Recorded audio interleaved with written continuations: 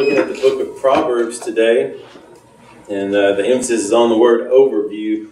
That's what we're doing. It's almost criminal to try and deal with Proverbs, just like the Psalms last week in one class session. But the purpose of this is not to master the content. The purpose is to give you an introduction to it, an overview.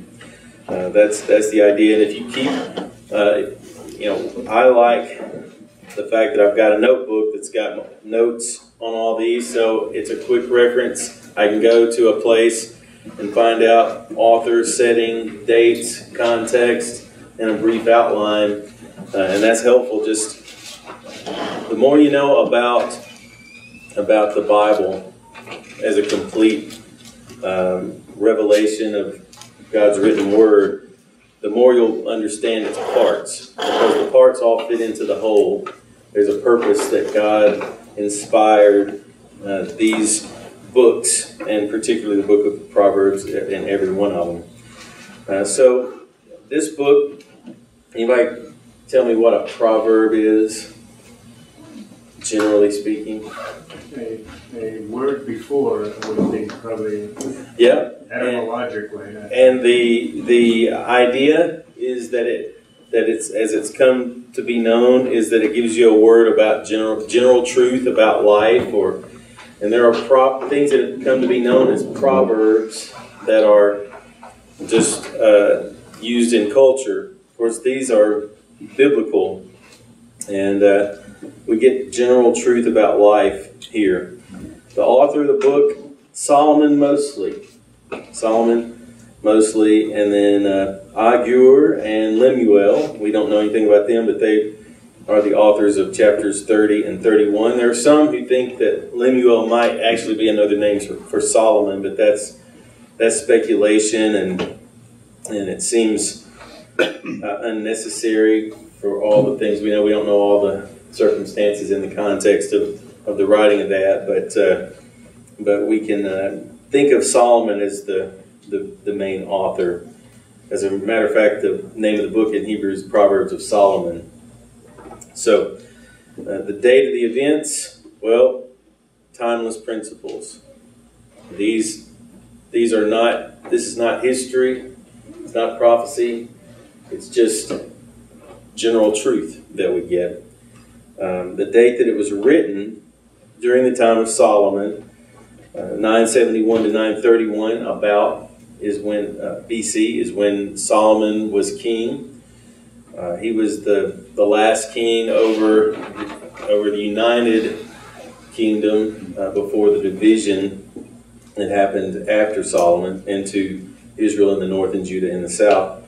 The final compilation of this probably was 700 or after, but these proverbs were known and may not have been put into a book until later, but Solomon, the ones he wrote for sure, obviously he wrote them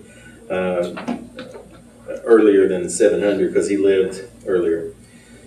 The setting varies from place to place, just like the setting for life varies.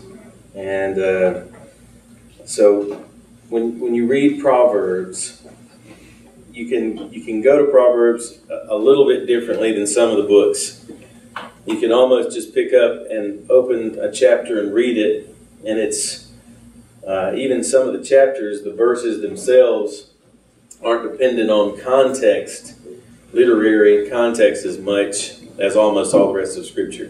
Now, that's not an endorsement for the flop your Bible open and read approach to Bible study, but it is to say that you can take the verses of the Proverbs in smaller chunks. They're not as dependent.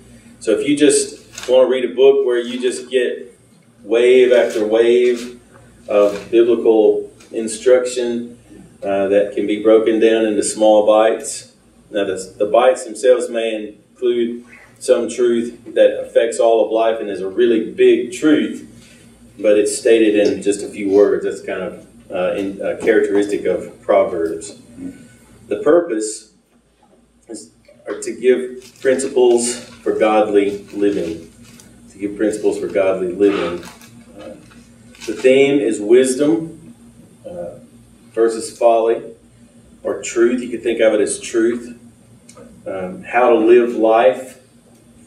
These are all ways to say that. Some key verses. Look at Proverbs chapter 1 and verse 7. Who would read that for us? The fear of Yahweh is the beginning of knowledge, but fools despise wisdom and discipline. Okay. If you want to have knowledge, there's a starting point. There's a starting point to all knowledge. This is a very short statement, but it's one of those that's very heavy. It's quite a claim. And I want you to notice that it doesn't say the fear of God so that it could be transferred over to whatever religion. It says the fear of Yahweh. Yahweh is the covenant God of Israel. So you don't transfer this claim to whoever your God might be. This is a claim that all of the world, if they're going to have knowledge, it has to start with fearing Yahweh, or else it's incomplete and won't accomplish the things that knowledge we depend on for knowledge. And there's a contrast here, and that makes this a very typical proverb. The Proverbs are reflective of Hebrew poetry, which usually you have a statement and then another statement that either complements and explains further what was said, or it contrasts what was said. So we got a contrast here between the one who fears Yahweh, and then and the fact that that's the beginning of knowledge, and then those who don't, fools, despise wisdom and instruction. Now, here's a way to apply this. You start, and I read somewhere that a good way to deal with the Proverbs, to get from Hebrew poetry and the Proverbs, is to look at it. There's two lines. Think seriously about how do the two relate to each other. So in this case, there's a contrast. And the word but in English has been put there in this translation. Fools despise wisdom and instruction. Have you ever dealt with a child or anyone and you tried to show them, you see, the way you're doing it's not going to work. And you come in and say, let me show you. You're doing it wrong. I want to show you. And what you get is opposition to that. Pushback. No, I can do it. Leave me alone. I don't want you to show. I can do this by myself. I'm afraid that may be pretty universal in all people. The desire to show I don't need any instruction. And here we are in Proverbs 1:7. Fools despise wisdom and instruction. What does it take to receive wisdom and instruction from another? Humility. You got to have humility. That doesn't come very natural to fall. Does not come natural to fall on man. Humility and submission, a willingness to listen and not talk. All the things that our flesh, it's going in the opposite direction of what our flesh craves and pursues. And yet, the beginning of knowledge. This doesn't say, if you fear Yahweh, you know everything. That's not true. People who fear Yahweh have a lot to learn, no matter where they are in this life. Yet, that's the beginning of knowledge. So, think about higher education in our country. There was a time when this proverb was the guiding principle for education in the United States, on this continent. There haven't been very many places where that's been true. That was true in Israel. Of course, God told them, and they strayed from that. And one of the blessings of our country is that there were some people early on who understood these things. My understanding is you could find, even at Harvard, some of the plaques and things that were put in place reflect this idea. But that's not going on anymore. That's not the guiding principle. And What's been the result? Is it? I don't think that there are a lot of people, except people who just openly celebrate sin and debauchery, who would say, we're stronger now than we've ever been. Our society is more stable and unified than it's ever been. So that's commentary on that's implications of this proverb, but we're trying to do an overview, so let me not get bogged down too much there. Turn to chapter 3 and look at verses 5 and 6. Yeah, I think, Michael, there's a movement, I believe, to take that word fear, which is essentially fear, and to tone it down, to smooth it over, and make it mean almost anything but fear. Right. You know? Yeah, we need to understand, and we've got a little help as we're going through Zephaniah, and we're hearing Yahweh say, I will utterly sweep away everything from the face of the earth. That helps us to understand God, He doesn't say to cower for His people. God condescends, but I think what we have to understand is we need to recognize the condescension that He's making to interact with us. If we don't have a fear of Him, we won't value that. In the systematic theology class, there was some discussion and some pushback on the sovereignty of God from some of the students. And Dr. John Mahoney, the professor, said, listen, let me help you understand what it means for God to be sovereign. What it means is He could squish you like a bug, and He owes you no explanation. He's able to do it. He has the right to do it. And the thought that He would have to explain Himself to anyone else is completely foreign to His character, His nature, who He is. He's independent. He's autonomous. We need to recognize that the God who is able to do that is the one who is interacting with us, who is telling us His plan, who has made the plan of salvation for us. So our love for Him always includes the knowledge that He is sparing those who have offended Him and choosing not to destroy those who have attacked Him. And He could do something about it if He wanted to. I mean, He could have, in the garden, He had the choice of just annihilating them or throwing them in the lake of fire. So we fear Him, and then of course we know that that's not all there is to Him. He's not just a God of wrath, but we won't appreciate who He is unless we start with the knowledge of what it means to be God in terms of what He's able to do, what He has a right to do. And if we understand those things, then there's a real fear. It ought not to cause us to be afraid because we know more about Him than just that part of Him.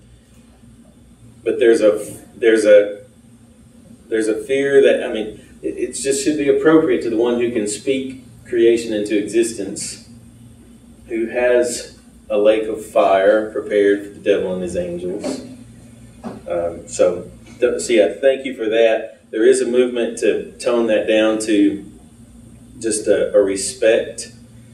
But there's a difference between having respect for somebody who's higher than you in your company and has authority to make decisions. That person doesn't have the ability to thunder. He didn't call the universe into existence. We're talking about different things here. So that reminds me of a Hebrew scholar who was asked about in Malachi where it says, Jacob have I loved, but Esau I have hated. And he was asked, that word hate, and he said, well, it means hate. That was his response. Because there's a movement to tone that word down too. Yeah. And I heard another guy say, if you want to get it right, read it in context and see what it sounds like, because people are trying to define it as love less. And that's one way you check it. Read the context. So what he said is, see if this works. Esau I've loved less, so I will leave his heritage as a desolation for the jackals, and he will try to build, and I will destroy, and I will never let, love less doesn't work very well there. That's a lot less, a whole lot less. Anyway, so let's let the words mean what they mean, but let all of Scripture define them. And that's knowledge, but we got to fear Him. Think of this. If we don't fear Him, what's the problem with the rest of our knowledge? The rest of our knowledge. We live how we want. We're going to live, and is it going to lead us to a good end? Well, it's worthless. It's worthless, and it's even worse than worthless for us personally when we get to judgment. Yeah. So let's begin with fear of Yahweh and learn about Him from there. Okay, chapter 3, verses 5 and 6. Somebody want to read that one? It's kind of a famous passage. Trust in the Lord with all your heart, and do not lean on your own understanding. In all your ways acknowledge Him, and He will make your path straight. Okay, we trust Him. And we've got a description on trusting Him. It's with all your heart. Does that sound like on Sunday I go to church? That's what Grandma and Grandpa did. And then Monday to the rest of the week I have real life. That doesn't fit with that verse, does it? Unfortunately, at least a lot of Americans have tried to. They've decided religion's good, spiritual things are good. I'll find a place in my life for it. But this says, this sounds like the greatest commandment, doesn't it? Yeah. We don't love God according to the greatest commandment, among other things. We love Him with all of our heart, mind, strength, soul, with all that we are. And this is the same thing. Trust in Yahweh with all your heart. And so somebody apply the principle for Hebrew poetry and Proverbs. How do you get some better understanding of this verse? Look at the second line. Somebody describe that second line. Is that a continuation or explanation of the first thought, or is it a contrast? Continuation. In all your ways acknowledge Him. Well, look at in verse 5. Trust in Yahweh with all your heart. Lean not on your own understanding. So in verse 5, you got two lines there. I guess in some ways it is a continuation, but it does show that that's going to involve giving up your own way. Okay. So you could kind of think of it both ways there. In all your ways acknowledge Him, He shall direct your paths.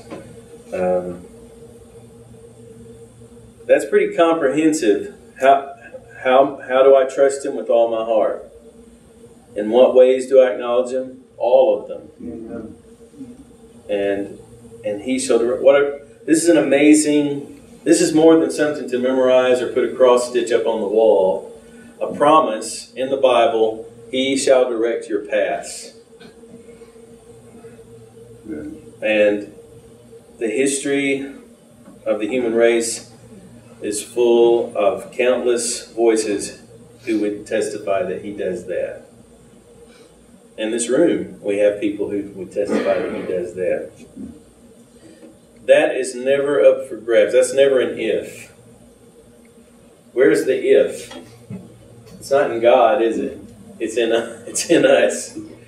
It's in us.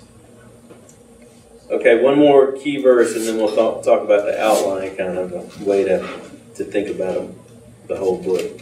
Look at chapter 9 and verse 10. This is a restatement of 1:7. But a couple of different terms here.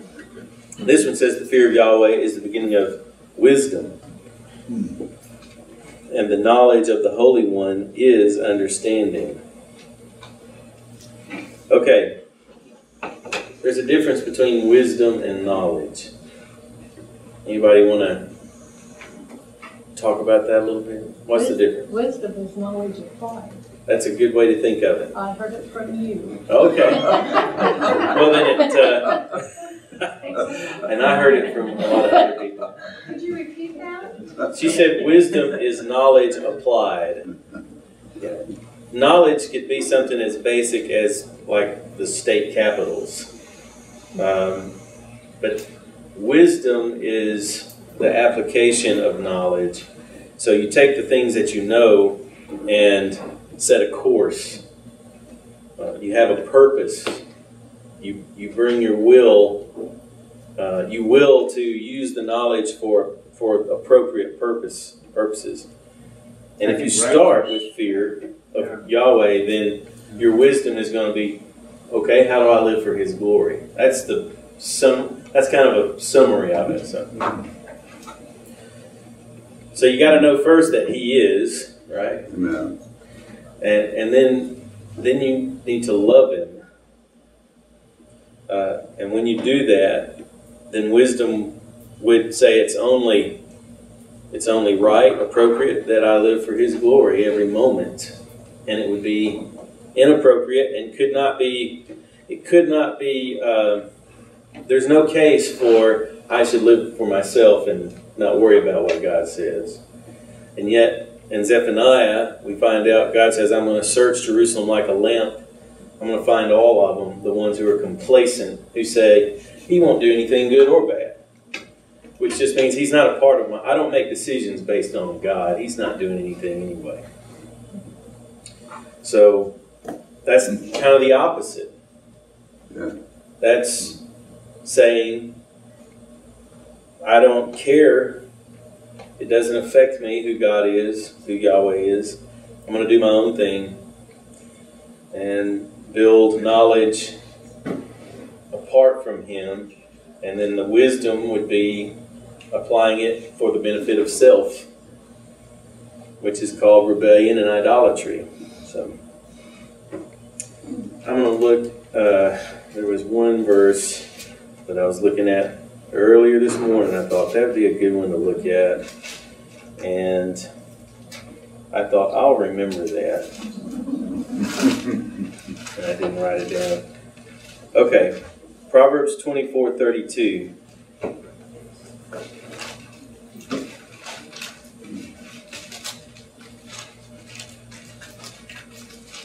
This one does take a little context, but 32 is a good example of how to be a thinking person. If you're going to live for the glory of God, you see everything about you, and you have to decide, am I going to do, is that good or is that bad? You know, what am I going to do here?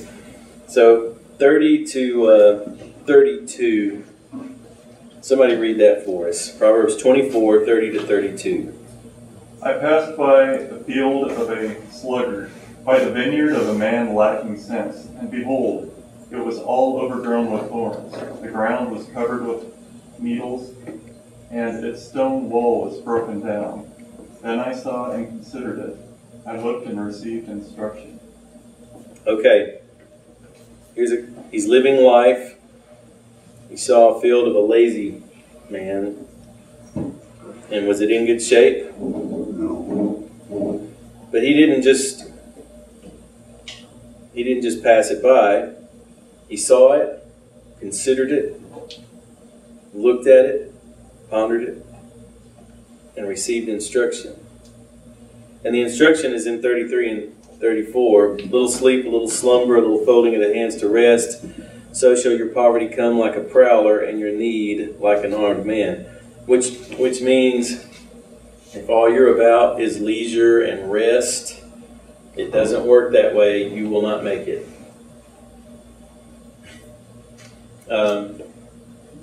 We have to have leisure and rest. That's not what he's saying here. He's not saying you should no longer sleep. Just stay up and work all the time. That's not what he's saying. I've heard it compared this way. If you're doing it right, you see you have to stop and rest some. And so you rest because you must. That's different than living a life of rest when you're really not doing anything that you need rest from. Pursuing leisure and rest and only being forced to do something is a different way of living than doing what needs to be done and recognizing I'm going to have to lie down and rest because I'm tired. But if you do that, then you have the field that's all messed up, not productive. But the focus here is verse 32, how we ought to deal with life. Now, this doesn't mean set your gaze on everything in life, because there's some things that are not worth looking at. But we ought to be able to observe life and learn from it. I fear that many people no longer think seriously or try to think seriously. And back in verses 33 and 34, their lives are simply, what's the minimum required of me before I can do what I want to do today? Instead of seeing what's going on, considering it, observing it, and being instructed by it. So this verse was not one that necessarily people have said this is a key verse in Proverbs, but one place that I was reading pointed it out, and I thought that was a good, it might have been in the Christian Standard Bible, the intro to the book. It just said, here's a good example of how to deal with stuff that comes along the way. Evaluate it, think about it, learn from it. So, y'all see that? I think there's a very practical cultural impact on that too. You look at what I understand these days is a lack of work ethic among many younger people, and yet they're surprised when they can't afford an apartment. When the field is yeah. not productive. Yeah. Agreed. And I think as we observe, we go back to the Word, and you compare what you observe with what is said, you'll gain wisdom, because the Word, if what you're seeing and you're evaluating properly is true, it'll line up with Scripture. If what you're seeing is in violation of Scripture, you'll learn from that as well. Just thinking about it, how well does this verse fit with a postmodern or post-postmodern worldview? Think about the things that are presupposed by this. He saw it, he considered it, looked on it, and received instruction. I think that presupposes absolute truth. Like there's a standard. He didn't see it as a problem to be solved. How can we let this guy continue his seeking of a little sleep and a little slumber and rest, and yet his field is productive? Because, today, we've gotten to the point where arguments are actually made in courts that however you identify, whatever you think is the highest standard, that doesn't fit at all with this verse. Like there's a lesson to be learned here.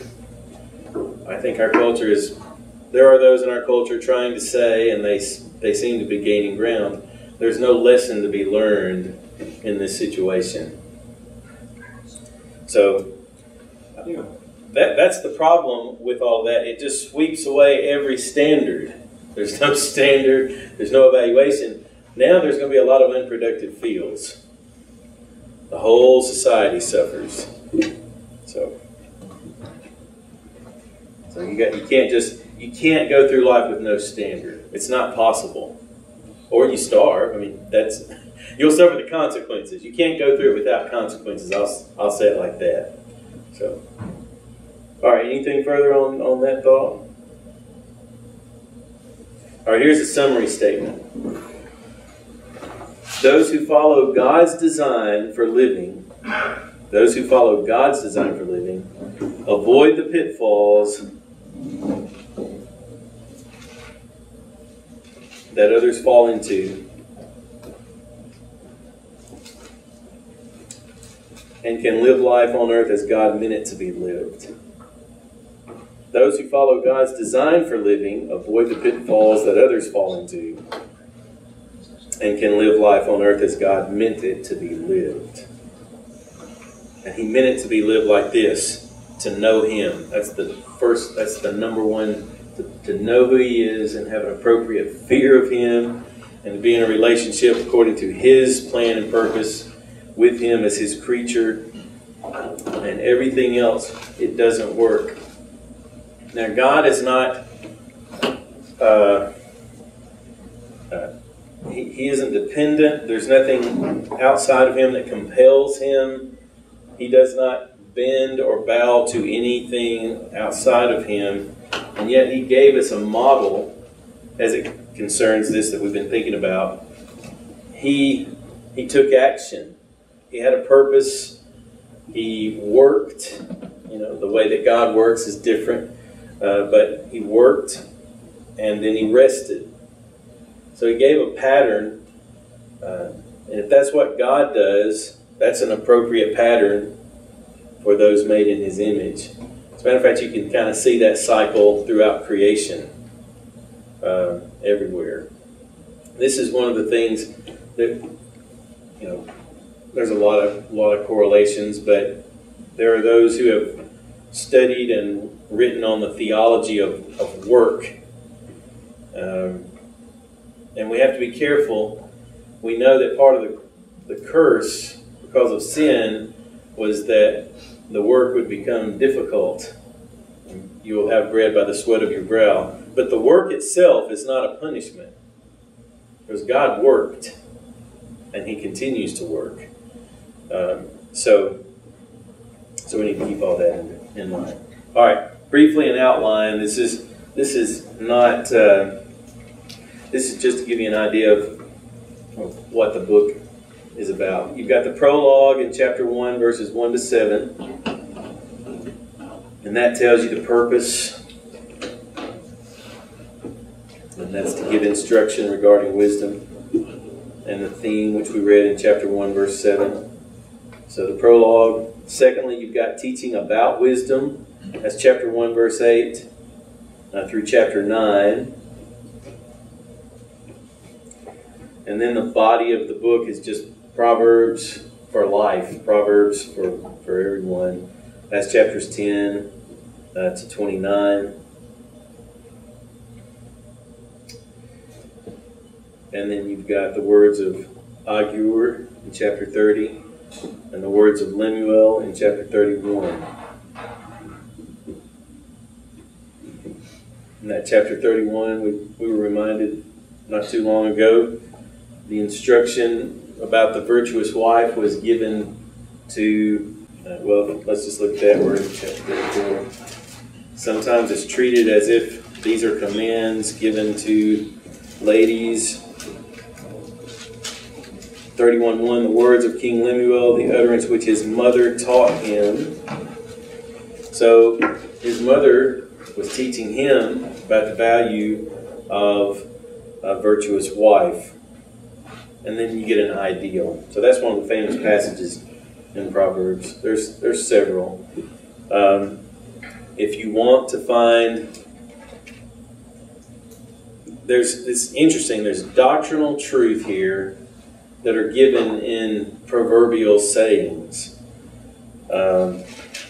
Chapter 16 is one that has several. We'll end on this. Chapter 16. Let's look at that.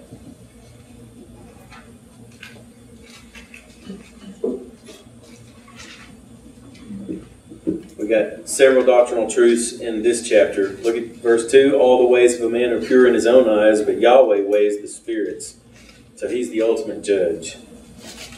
Verse 4. Yahweh has made all for Himself, yes, even the wicked for the day of doom, or the day of evil, or the evil day.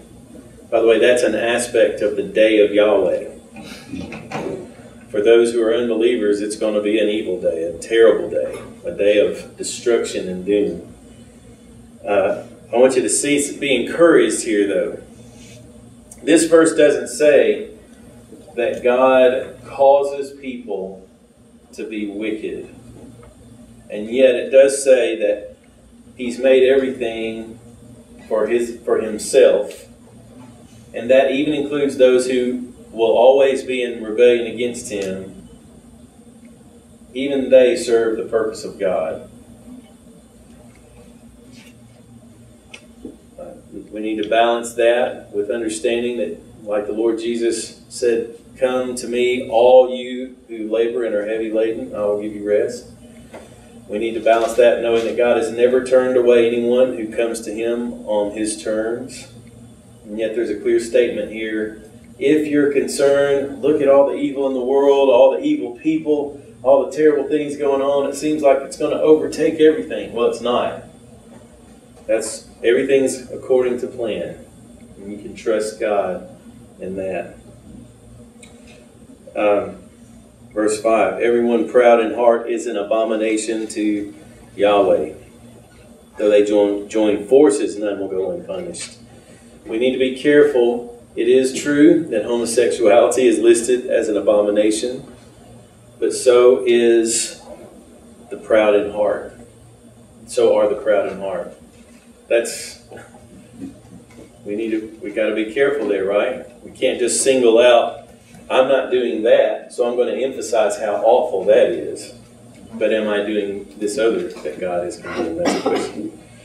Verse 6, in mercy and truth, atonement is provided for iniquity. By the fear of Yahweh, one departs from evil. Look at 8. Better is a little with righteousness than vast revenues without justice. 9. A man's heart plans his way, but Yahweh directs his steps. I've got too many verses highlighted. We can't look at them. We'll end on 33. The lot is cast into the lap, but its every decision is from Yahweh. Amen. If the history of the world came down to we're gonna cast the lot, and whatever we get, that's what's going to happen. Well, at the end of the day, what will be said was that's exactly what God said. That's what He planned from before eternity. You cannot get away from that. That's how much bigger He is than us. We're on His time, His plan, His purposes. So we need to submit to Him. Okay. Let's have a word of prayer, and we will dismiss and get ready for it. Wait a minute. Yes, You sir. skipped over the most important verse in that proverb, man. Okay. Verse 31. Yes. Okay. The silver-haired head is a crown of glory, and it is spent in the way of righteousness. Yeah, don't forget that one. Okay. Good one. That was a good one. We have our crown. The crown of glory. All right. Well, let's pray. Father, thank you for the truth of your word, for the encouragement of your word, the encouragement of seeing that you have given instructions. They are clear and they're short and brief, concise, but packed with truth. This book is such a blessing to us, Lord. And it's not separate from the doctrinal content of the rest of your word, but builds on it. And it gives us little morsels of instruction and truth that can affect us throughout our lives. Help us to live according to the truth and in ways of our lives that glorify you. In Jesus' name, amen. Amen. Thank you, Michael.